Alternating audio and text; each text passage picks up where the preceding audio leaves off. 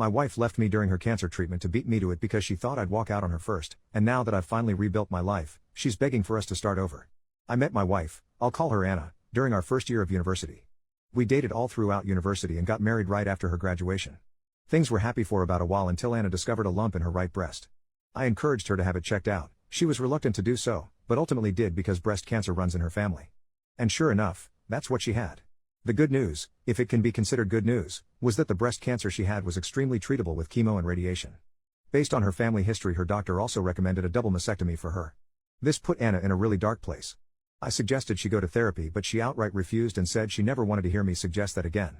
So I did my best to be encouraging and supportive to her. I took time off work to be at every appointment with her. I took on 100% of the household chores both inside and out. I did all of the shopping. I drove Anna everywhere she wanted to go. I planned out special dates for us. I gave her an hour-long foot massage every night. I literally did whatever I could to help. About 6 weeks into her treatment, Anna brought up the idea of going to stay with her sister Sarah for a week. This honestly relieved me as I was burning the candle at both ends trying to accomplish everything, and I thought some time apart would help the both of us. 2 nights into her stay with Sarah, Anna called me and said she wanted a divorce.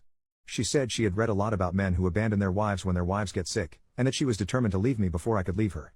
I can't put into words how much this crushed me. I loved my wife. She was my everything. I begged her to reconsider. I told her I had never thought of leaving her, not even once. I asked her again to go to therapy, but she refused again.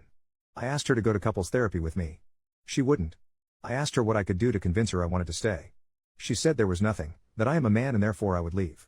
End of story. It took about a year because of where we lived, but eventually everything was finalized. I ended up selling the house and splitting the proceeds between me and my now ex-wife. I didn't want to stay in that town anymore, so I put in a transfer request at my job and ended up moving to a town about 2 hours away. For the past couple of years, I've been focusing on myself more. I got a dog. I've been on a few dates but nothing serious. I picked up hiking as a hobby and started gardening. But out of the blue, Anna called me 3 weeks ago. She said she'd been in town on a trip with friends and saw me, and all of her old feelings rushed right back to her. She said she was sick and out of her mind at the time, and that I couldn't hold her words or her actions against her. She said she still loved me, that she always had, and that she regretted leaving me. She begged me to give her another chance. I'm so confused. If I'm being honest, I still love Anna, but I'm no longer in love with her, if that makes sense. She broke my heart. I was devastated when she ended things. It took me a long time to get my head on right. But I also know she really was in a bad place because of the cancer. Do I owe it to her and what we had to hear her out? I'm scared that if we reconnect, I'll always feel like she'll have one foot out the door. But maybe that's unfair? I don't know what to do. Should I give her another chance like she wants? Relevant comment: I never recommend couples getting back together unless the issues that drove them apart are fixed. Cancer was not the problem. Lack of communication, trust and a willingness to compromise was, on her end. She made unilateral decisions without caring how it affected you. She refused therapy. The way you're writing this, it's still all about what she wants.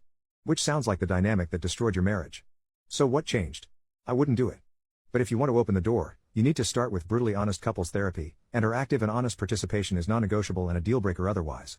Have the therapy to hash out and bury the past, and see if dating is an eventual possibility. You guys need to start from scratch. And it's okay if you try it and you can't move on like she expects you to. She hurt you, regardless of her motivations. Sometimes you can't undo things. Update 4 days later. Firstly, I'd like to say thank you to everyone who left comments on my original post. I now know what people mean when they say RIP my inbox. Many of you suggested I reach out to my ex-wife Anna for an in-person conversation. The overwhelming consensus was that meeting her in person would tell me all I needed to know. And you were right. That seemed reasonable to me. I texted her and she jumped at the chance to meet up, and we did so yesterday after I was done work. I chose to ask her to meet at a local coffee shop. Maybe it sounds bad, but I didn't want to meet her at my house or anywhere private just in case.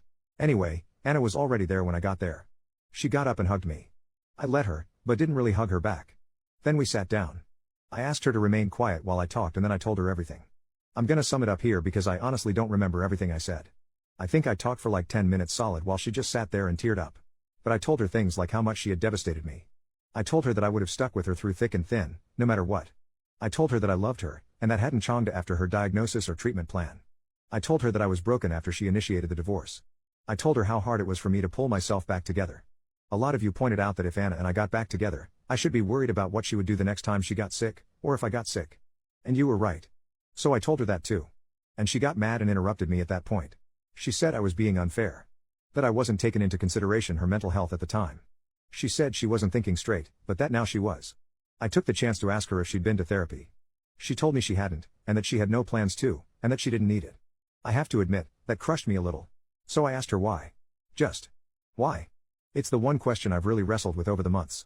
And she said that she'd gone looking for support groups and found a lot of women who had stories about their partners leaving. She even mentioned Reddit, funnily enough. She said she talked it through with her sister Sarah. Anna said that Sarah, to her credit, had tried to dissuade her from divorcing me. But that between social media and some of Anna's friends, Anna felt like she had to go through with it to be seen as a strong woman.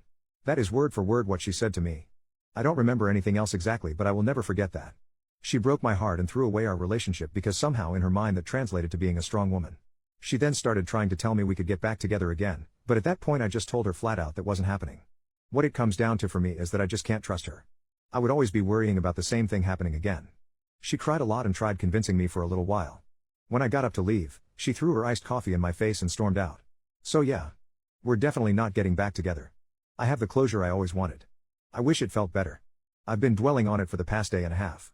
I keep wondering if there's something I could have done better, some way I could have saved our relationship. But I know there's not. I've blocked her number and I kind of hope I never hear from her again.